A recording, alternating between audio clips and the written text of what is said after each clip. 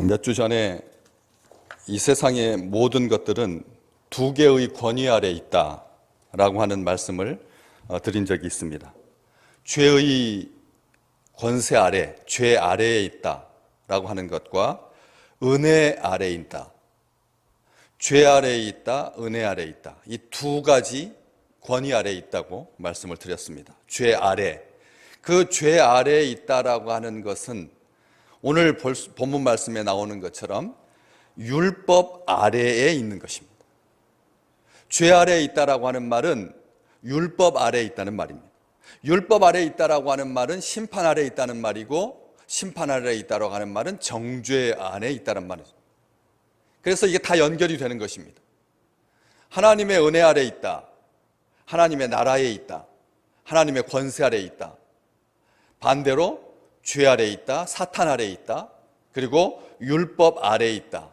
그 말씀이 이 19절 말씀에 그렇게 기록되어 있습니다. 우리가 알거니와 무릇 율법이 말하는 말은 율법 아래에 있는 자들에게 말하는 것이니, 율법 아래에 있는 자들에게 말하는 거다. 이는 모든 입을 막고 온 세상으로 하나님의 심판 아래에 있게 하려 함이라. 갈빈의 말처럼 심판 아래에 있다라고 하는 것을 고발하는, 온 세상으로 자기들이 의롭지 않다라고 하는 것, 한마디도 할 수 없다라고 하는 것을 보여주는 그 율법 아래에 있다라고 하는 말의 뜻이 바로 그런 거다. 바울은 19절에서 분명히 말하고 있습니다. 자기의 생각을 말하지 않습니다. 우리가 알거니와 이렇게 되어 있습니다. 우리가 안다. 이 말은 우리가 알고 있는 분명하고도 확실한 진리를 전하고 있는 것이죠. 이 말씀은 율법 아래에 있다라고 하는 말은 율법의 고발을 받은 사람은 누구나 다 자기 무죄를 포기할 수밖에 없다. 이렇게 율법은 사람들이 입을 다물게 만들고 하나님의 진리를 구하도록 만든다라는 뜻입니다. 율법 아래에 있다라고 하는 말이 어떤 의미인지를 바울은 분명하게 하고 있습니다. 갈라디아서 4장 4절에서부터 5절 말씀에 보면 이 율법 아래에 있다라고 하는 것이 어떤 의미인지를 갈라디아 교회에 바울은 편지하고 있죠. 때가 참에 하나님이 그 아들을 보내사 여자에게서 나시고 율법 아래에 나게 하신 것은 율법 아래에 있는 자들을 속량하시고 우리로 아들의 명분을 얻게 하려 하심이라. 율법 아래에 있다라고 하는 말이 좋은 의미가 아니라는 말씀입니다. 율법 아래에 있다라고 하는 말은 이 율법 아래에 나게 하셨다, 율법 아래에 있는 자들을 속량하신다 라고 하는 말이니까, 겉으로 이 갈라디아서 4장 말씀을 딱 보면 율법 아래에 있다라고 하는 말은 철저하게 세속적이고 철저하게 죄 아래에 있으며 철저하게 죄의 권세 아래에 있다라고 하는 것을 보여주는 표현입니다. 이 세상에 속한 것이고 하나님 나라 바깥에 있는 것이고 그리스도 바깥에 있는 것이고 그리스도의 법 바깥에 있는 것이 율법 아래에 있다라고 하는 말입니다. 그렇기 때문에 갈라디아서 4장 21절에 보면 내게 말하라, 율법 아래에 있고자 하는 자들아, 이런 표현을 씁니다. 갈라디아서 4장 21절에 율법 아래에 있고자 한다라고 하는 말이 긍정적인 표현이 아니라는 말씀입니다. 왜냐하면 거짓 교사들에게 미혹되어서 율법으로 되돌아가려고 하는 갈라디아 교회들을 안타깝게 여기면서 하신 말씀이거든. 율법 아래에 있다라고 하는 말은 율법으로 되돌아가려고 하는 그런 성향을 말해주고 있습니다. 이게 율법이 가지고 있는 속성입니다. 율법은 끊임없이 사람들을 끌어당깁니다. 자기 아래에 있게 합니다. 율법이 가지는 놀라운 것입니다. 우리가 합니다.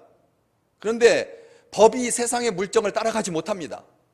너무나 이 세상은 천차만별이기 때문에 그렇습니다. 그냥 한 법을 딱 정해서 모든 사람들이 수긍하고 모든 사람들이 옳게 그 길을 간다면 더 이상 보충되는 법이 없을 것입니다. 개정되는 법이 없을 것입니다.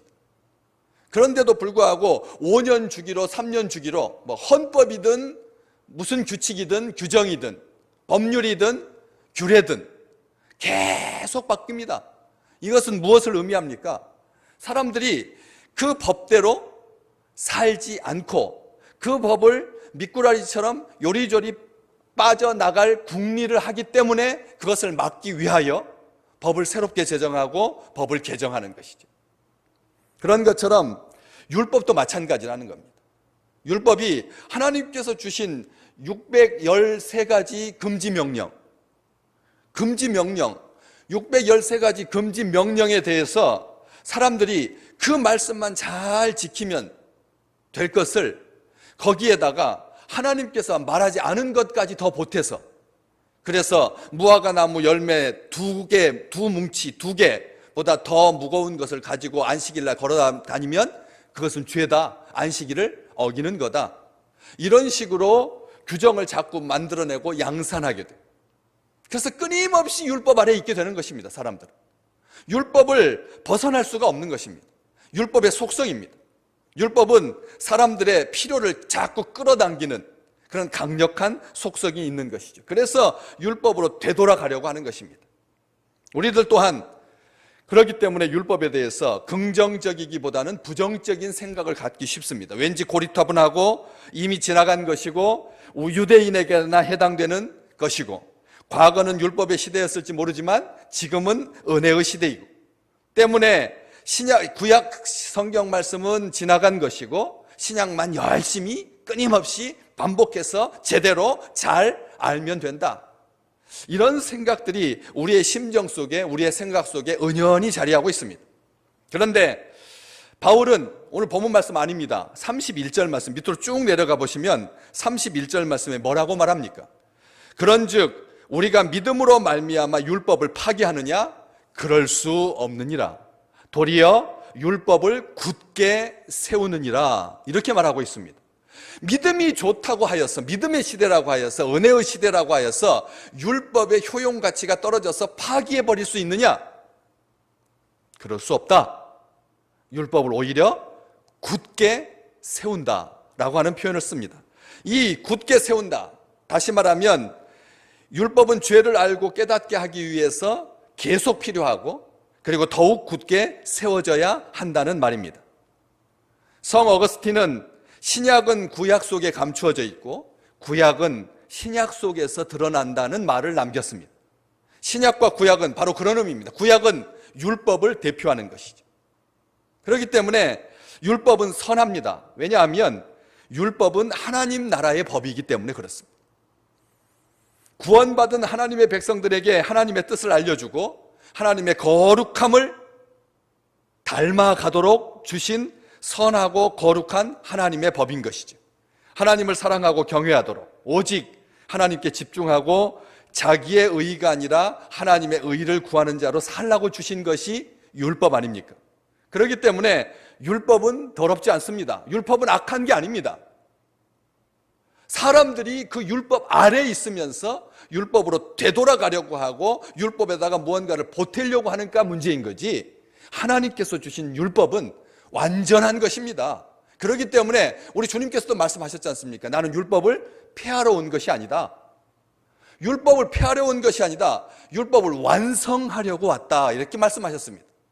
완전케 하시는 우리 주님께서 율법을 완성하려고 오셨다라고 말씀하셨습니다. 율법은 왜 하나님께서 우리에게 주신 걸까요?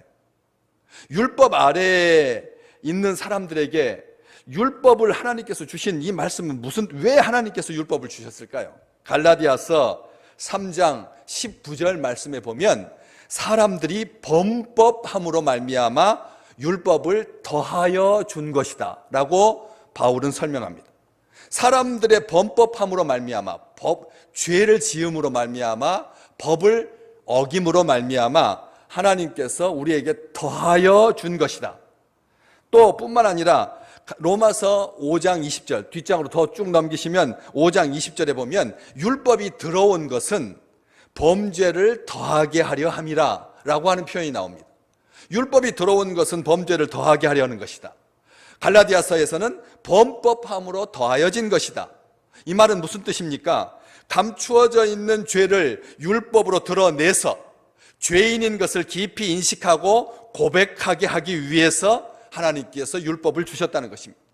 범법함으로 더하여진 것입니다.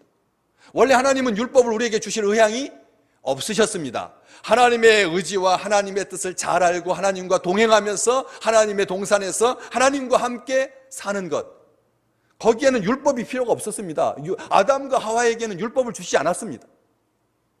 율법은 사람들이 죄를 지음으로 말미암아 더해진 것입니다. 하나님께서 주신 것이다라고 말하지도 않습니다. 더해진 것이다. 율법이 들어온 것은 범죄를 더하게 하려는 것이다.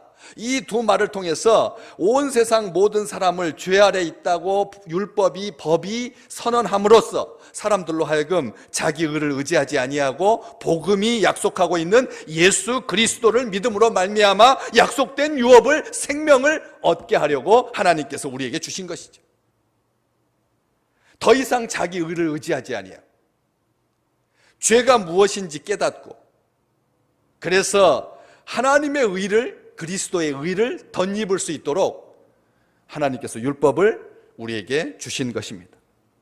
율법은 처음부터 죄를 해결하기 위해서 주신 것이 아니라는 뜻입니다. 죄를 해결하기 위해서 율법을 주신 게 아닙니다. 그런데 사람들은 율법을 지키면 죄를 해결하는 것처럼 생각합니다. 여러분, 자기 몸에 무슨 이상이 있는지를 알기 위해서 MRI, CT,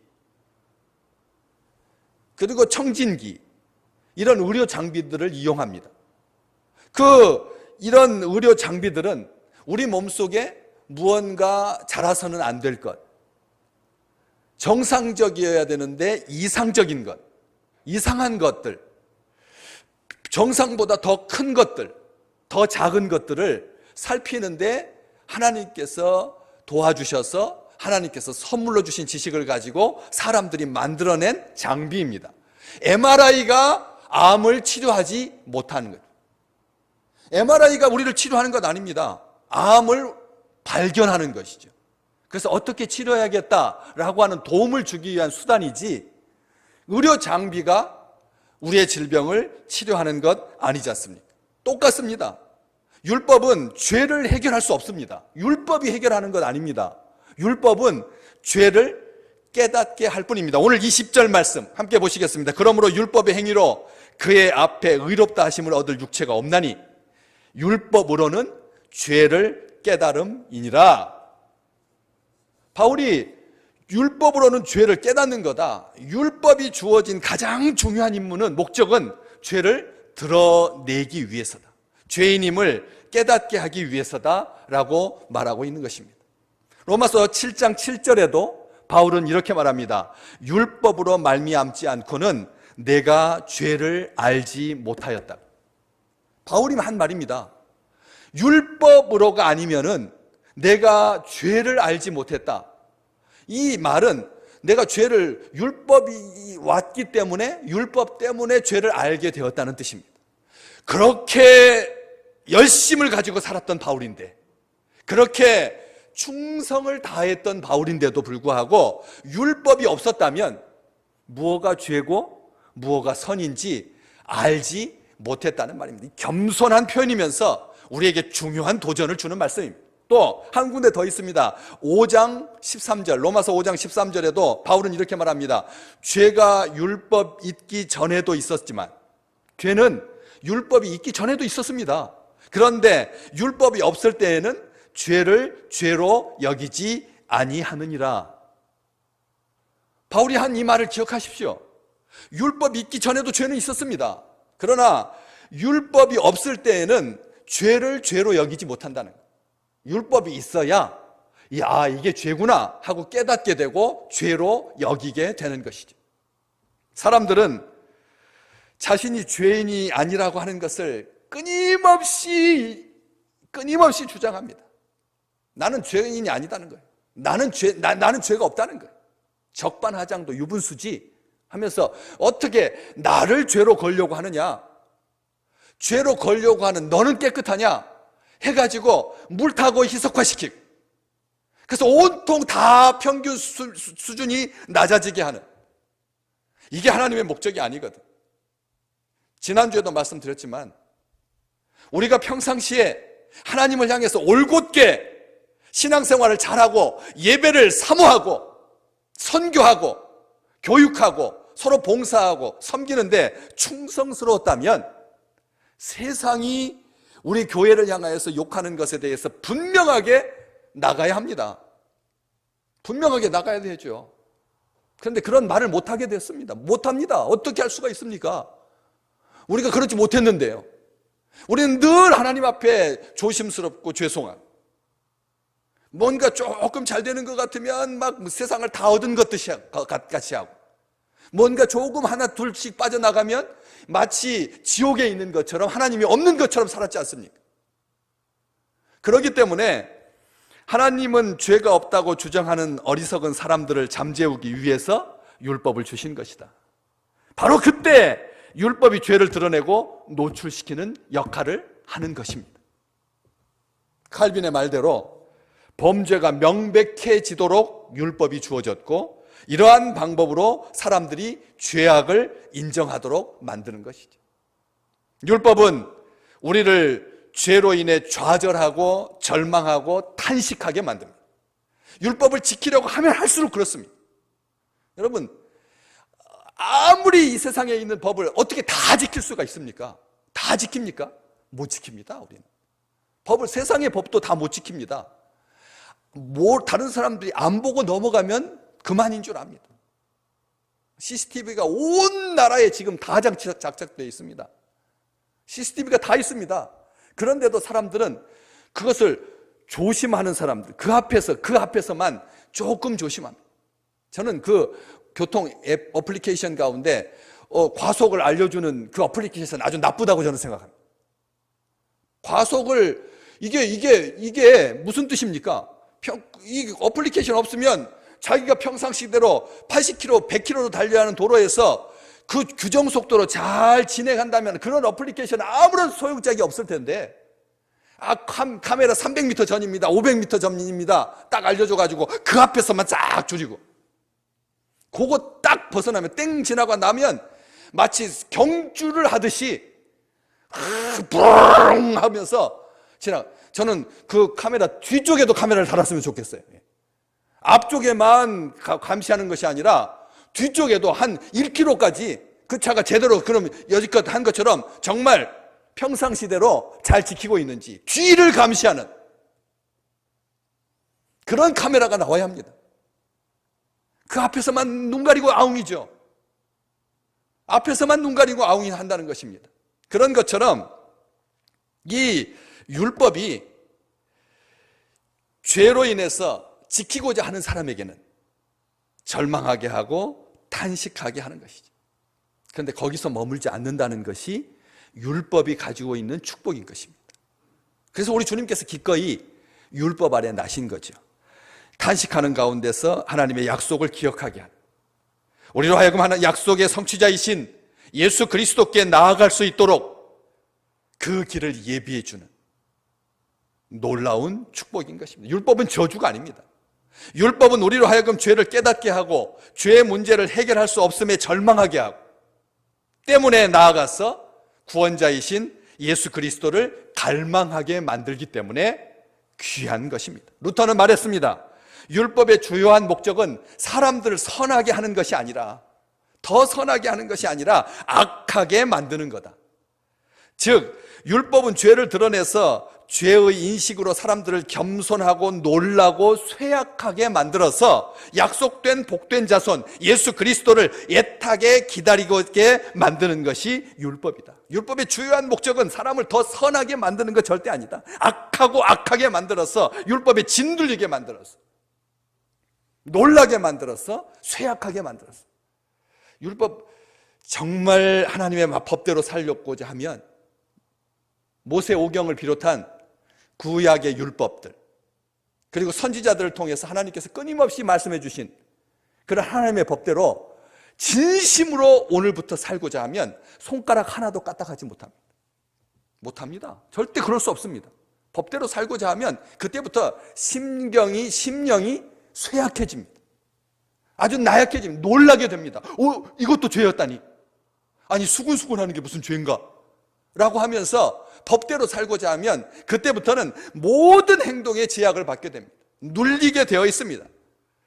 이러한 것들이 얼마나 하나님의 자비가 필요한지를 잘 보여주기에, 절실히 깨닫게 하기에 율법이 소중하다. 지금도 율법은 곳곳에서 죄인들의 죄를 드러냅니다. 뉴턴은 수백 명의 부하를 거느린 깡패 두목이었습니다. 그런데 그냥 어느 날 한번 교회 가서 예배 드리고 싶어서 예배당 맨 뒷자리에 앉았다가 뻔한 이야기였습니다. 탕자가 돌아온 이야기. 탕자의 이야기 들었습니다. 그 앞에서 엉엉 대성통곡하고 하나님 앞에 돌아왔습니다. 그런 것처럼 이 지금도 하나님의 법은 곳곳에서 죄를 드러내고 죄인들을 그리스도께 이끄는 일을 지금도 하고 있습니다. 이것이 하나님께서 율법을 우리에게 주신 중요한 이유이자 목적인 거죠. 율법은 우리를 의에 도달시켜주는 법은 아닙니다. 우리의 의를 내려놓고 하나님의 의를 받아들이게 하는 법입니다. 오늘 21절과 22절 말씀, 이제는 율법 외에 하나님의 한 의가 나타났으니 율법과 선지자들에게 증거를 받은 것이라. 곧 예수 그리스도를 믿음으로 말미암아 모든 믿는 자에게 미치는 하나님의 의니 차별이 없느니라. 아멘. 율법이 이제 하나님께서 우리에게 주실 의를 드러내게 했다는 것입니다.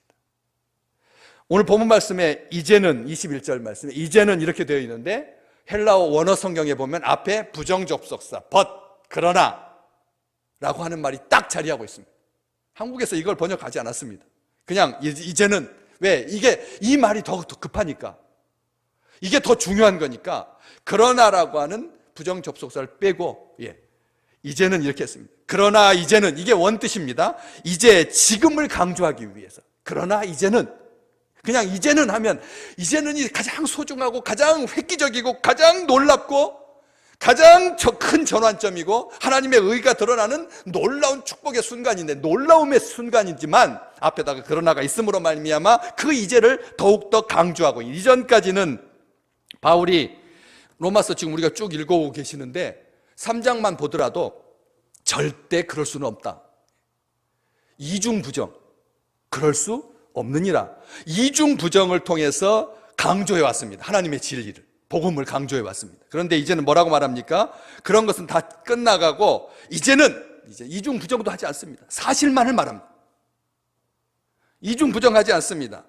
깜깜한 밤이 끝나고 찬란한 새아침이 도래했기 때문에 전혀 다른 차원으로 우리에게 하나님의 축복이 하나님의 의가 임했기 때문에 이렇게 표현하고 있는 것입니다. 율법과 선지자들이 증거한 하나님의 의가 성취되는 그리스도의 오심을 통해서 구원의 새날이 밝게 된 더 이상 죄가 지배할 수 없는 정죄함이 사라진 궁극적으로 완전한 새로운 이전까지는 사람이 스스로 율법을 행함으로 의로운 상태에 이르려고 했지만 지금부터는 의에 대하여 전혀 새로운 시대가 시작되었기 때문에 이제는 이라고 말하는 것입니다. 지금은 이제는 이라고 하는 말 그리스도의 의가 시작된 날 하나님의 의가 시작된 날인 것입니다. 그런데 본문 말씀에 보면 율법 외에라고 하는 말이 나옵니다. 율법 외에 이제는 율법 외에 이 율법 외에라고 하는 말은 율법 바깥이라는 뜻입니다. 오늘 본문 말씀에 쭉 보시면 율법 아래에 있다는 말과 율법 바깥에 있다는 말 율법 안에 있다는 말 율법 위에 있다는 말 이것을 다 볼 수가 있습니다. 율법을 아주 입체적으로 잘 조명하고 있는 것입니다. 우리가 그냥 부정적으로만 율법을 생각해서는 안 되고 이 정도로 멈추지 아니하고 바울은 율법을 위아래 안에 바깥에서 아주 총체적으로 4차원적으로 정확하게 보여주고 있습니다. 율법 외라고 하는 말은 율법 밖에라고 하는 뜻입니다. 율법 안에서는 오직 율법을 완전히 지키는 자만 의를 얻을 수 있었습니다. 율법 안에서는 율법을 완전하게 지키는 자만 율법을 얻습니다. 그러나 아무도 율법 안에서 의를 얻은 자가 없는 것이 문제인 거죠. 단 한 명도 없습니다. 율법 안에서 의를 얻은 사람은 없습니다. 하나님께서 율법 바깥에서 하나님의 의로 노아와 다니엘과 욥을 의롭게 여겨주셨을 뿐입니다. 그래서 의로운 것입니다. 율법 안에서 그들은 의롭지 못합니다. 욥도 마찬가지입니다. 노아도 마찬가지입니다. 율법 안에서 그들은 의롭지 못합니다. 율법은 술 취한 자, 노아는 술 취한 자였습니다. 율법의 기준을 가지고 보자면 단 한 명도 의로운 사람이 없습니다. 예수님의 아버지였던 요셉은 의로운 사람이었습니까? 율법 안에서 의로웠습니까? 아닙니다. 하나님의 은혜 아래서 의를 덧입은 것뿐이죠. 그렇기 때문에 그러나 이제는 율법 밖에 하나님의 의가 나타났다. 예수 그리스도를 믿음으로 말미암아 모든 믿는 자에게 미치는 하나님의 의다. 아멘. 우리가 왜 의롭습니까? 우리가 왜 의롭습니까? 우리가 신앙생활 잘했어요? 우리가 11조 생활 잘했어요? 우리가 뭘 잘했는데? 그렇기 때문에 우리가 의롭습니까? 아닙니다. 예수 그리스도를 믿음으로 말미암아 모든 믿는 자에게 미치는 하나님의 의 때문에 우리가 의롭다고 여김을 받으신 겁니다. 하나님의 의가 우리에게 미친 것입니다. 이것을 기억하셔야 됩니다. 율법은 하나를 어기면 다 어기는 것입니다. 야고보 사도는 율법을 다 지키다가 하나만 어겨도 다 어긴 것이다라고 씁니다. 이게 무슨 뜻인지 알겠죠? 그렇지 않습니까?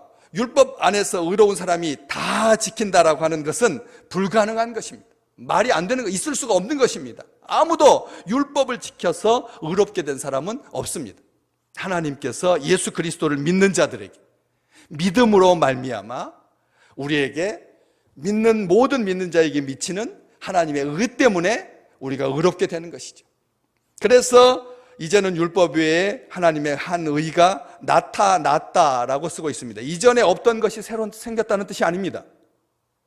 이전에도 있었지만 이제는 확실히 드러났다는 뜻입니다. 완성되고 성취되었다는 말입니다.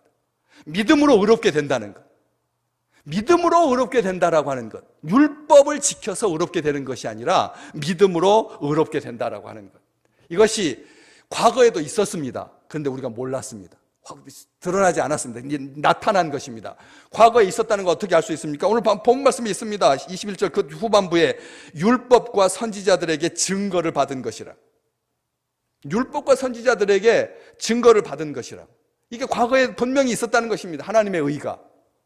율법과 선지자들에게 증거를 받았는데 이제 나타나게 되었다는, 바로 지금 나타나게 되었다. 예수 그리스도를 믿는 자에게 미치는, 모든 믿는 자에게 미치는 하나님의 의가 지금 그러나 이제 나타나게 되었다. 율법과 선지자들에게 증거를 받았던 하나님의 의. 율법과 선지자들은 구약 성경을 말합니다. 즉 구약 성경에 증거한 것이 바로 하나님의 의라는 것입니다. 하나님의 의의 실체는 예수 그리스도를 믿음으로 말미암아 모든 믿는 자에게 미치는, 이게 하나님의 의입니다. 실체는 예수 그리스도이신 것입니다. 구약은 오직 예수 그리스도 그분만을 하나님의 아들이라고 증거하고 있는 것입니다. 그런데 그것을 더 확정 지어주는 표현이 있습니다. 하나님의 의라고 하지 아니하고 먼저 하나님의 한 의라고 말합니다. 22절에서 하나님의 의라고 그렇게 표현되고 있지, 하나님의 한 의라고 되어 있습니다. 한 의라고 하는 말은 단수입니다. 이 단수는 단순하게 복수와 단수의 개념이 아닙니다. 여기서 하나님의 한 의는 절대 단수입니다. 이게 아멘, 이게 다른 것입니다. 하나님의 그냥 의라고 하는 것이 이 세상에 보기 드문, 하나님에게만 있는 아주 특별한, 아주 고귀한, 그래서 세상적인 이 의와 구별되는 한 의가 아니라 예수 그리스도를 딱 실체하고 있기 때문에, 예수 그리스도를 딱 확정 짓고 있기 때문에 하나님의 한 의는 절대 다수인 겁니다.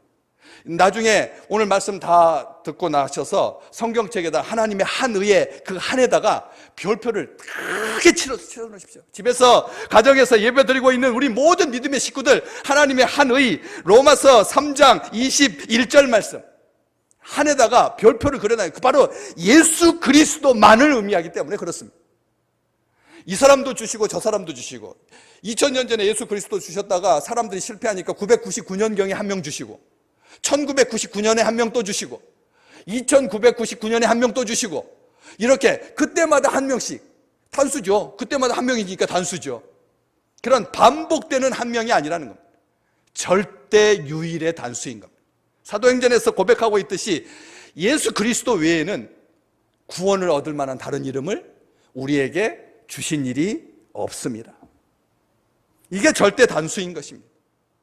정죄하고 판단하는 인간의 의와 대조를 이루기 때문에 하나님의 의이면서, 모든 사람들이 이전까지 알고 행하던 의와는 전혀 다른, 완전히 다른 하나님의 의라고 하는 것이 바로 하나님의 한 의에서 보여지고 있는 것입니다. 선지자들도 율법을 지키라고 가르치는 것이 아니라 그 바로 하나님의 한 의를 바라보라고 가르칩니다.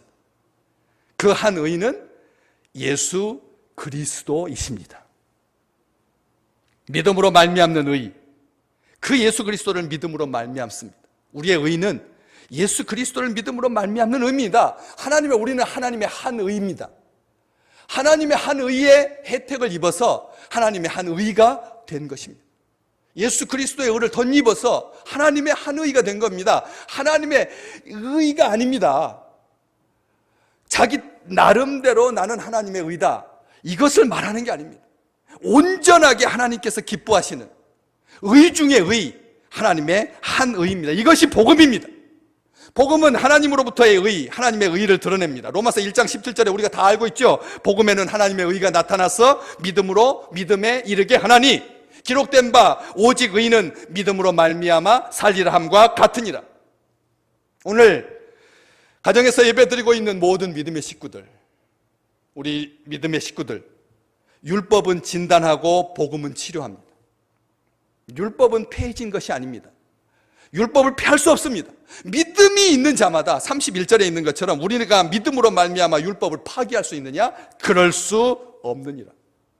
바울이 말한 것처럼 복음은 모든 믿는 자에게 구원을 주시는 하나님의 능력입니다. 율법에 자신을 비추어 보시기 바랍니다. 하나님의 말씀에 자신을 비춰 보십시오. 율법은 우리가 얼마나 형편없는 죄인인지를 알려줄 것입니다.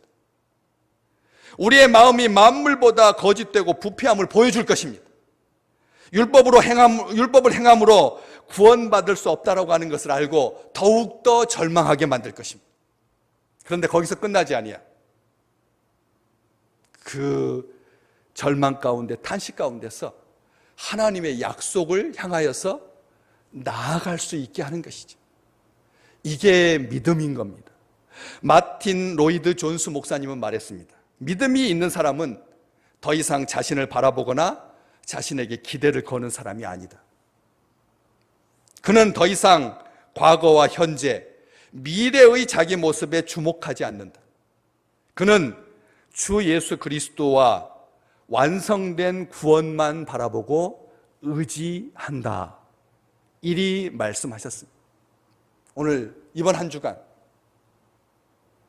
강화된 사회 거리두기 2단계, 2.5단계, 다음 주일까지 13일까지 법정 연한 시간을 딱 정해서 사람들이 설정해 놓은 그 선 안에서 우리가 다시 한번 진정 우리의 의가 되신 분이 누구인지, 한 자릿수로 떨어져 가지고 20일 지나면 이 땅은 코로나 청정 국가가 되는 것이 아님에도 불구하고 그런 속에서도 하나님께서 우리에게 허락해 주신 예수 그리스도의 의로만 사는, 예수 그리스도만 바라보는 완성된 구원, 그리고 예수 그리스도만을 바라보는 축복의 나날들이 되시기를 주의 이름으로 축복합니다.